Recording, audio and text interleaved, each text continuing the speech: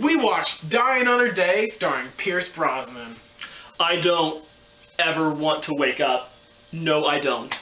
No, I don't. Yes. No. No. No. Gotta keep. No and no. You don't even like that song. I don't hate it. You hate it. I do. Did you hate this movie? It's not a good song. Did you hate this movie? Okay, hate's a strong word. 'Cause you came I in- don't think it's a very good movie. So I've seen this movie a number of times. Actually, this is a movie I guess you could say I grew up on as a teen. So I recognize that it's stupid and simple, but I really like it as a stupid and simple kind of Bond movie. Brosnan's still what I think of when I think Bond. Just that kind of. It's like He's the Bond that we grew up. I like the Craig Bond fine, but when I think of Bond, I still think of Pierce Brosnan because he just has that perfect, just kind of like really smooth, just kind of gentlemanly qualities. Like he really feels like he's a secret agent. Just See, a lot of people really have been vocal about not liking Die Another Day, but I've watched all four Brosnans now, and obviously there's Goldeneye, which is the best one. Oh yeah.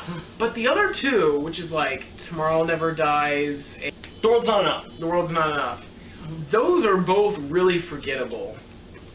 Like I think they're I've okay, but they're just forgettable. Yeah. And one of them is Lucy Liu. I like Lucy Liu. I went in being like Bond and Lucy Liu, and it was boring.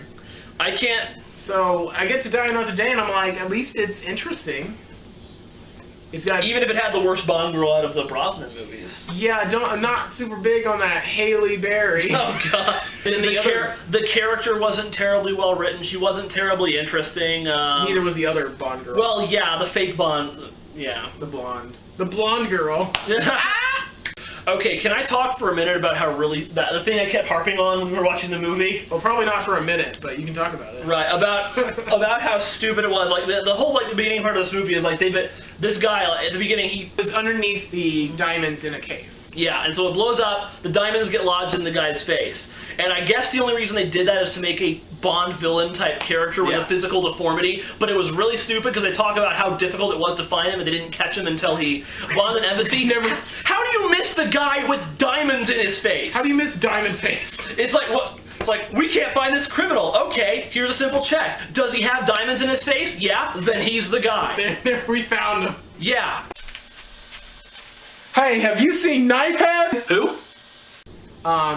I thought the film did a good job of like jumping locations and stuff and tying in different scenarios and having varied action. Mm-hmm. But I did think that the character interactions were especially weak in this one. Like, it didn't even feel like Bond was super into the Halle Berry. Yeah. And well, neither was the audience, so I guess that helps makes Bond more relatable in this movie. And it didn't feel like there was as strong a antagonism between the villains and Bond as there could have been. Well, the villain in this movie was really forgettable. I thought. Aside from the thing about him being the North Korean general's son, I don't remember anything about him. No, he had no character. Yeah. He was just like, I'm rich and I'm going to use the sun for some crazy. It was the other overused plot of there's a space laser and Bond has to stop it. Another really stupid scene was where the laser was chasing Bond. Oh yeah, it was going the same speed as his. Yeah, it was going the same speed, if not a little faster than his snowmobile. I think he was running a little bit. It's like 230 either miles or kilometers an hour. They said it was. It's like a super. Because he beat the world record because he's Bond. Right. It's the. And then the thing goes over the edge. And the laser just stops. It's inching. No, it's inching towards him then because it's all suspenseful. But I did like, okay, my favorite line in Die Another Day was when Halle Berry kicked the blonde girl. It was like, read this, bitch. It was like Halle didn't know her line. So in terms of a movie, below average. In terms of modern Bond movie. And by modern Bond movie, I mean from like 1980 to 2000 or so. I guess we call it modern because Brosnan onwards is what we've grown up with. I'd say just above average. As a movie, I thought it was bad, and as a Bond movie, I thought it was below average. That's my review. So you don't want this film to die. You want it to die later on. You want it to stay alive. As long as it dies. As long as it dies. You really didn't like the theme song. I don't.